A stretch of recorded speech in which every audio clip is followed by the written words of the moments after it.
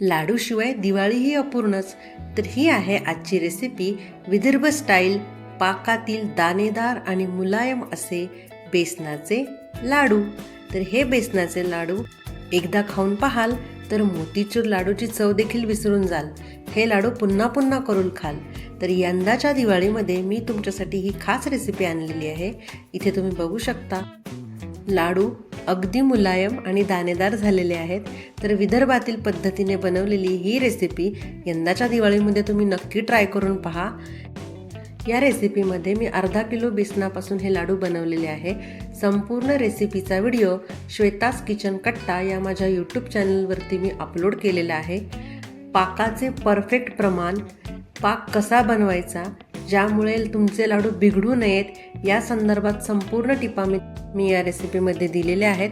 तर ह्या टिपा व्यवस्थितपणे जर तुम्ही पाळल्या तर तुमचे लाडू कधीच बिघडणार नाहीत.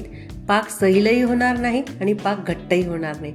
अगदी परफेक्ट अचूक प्रमाणामध्ये तुमचे लाडू नक्की तयार होतील. तर यंदाच्या दिवाळीमध्ये ही रेसिपी नक्की ट्राय करा.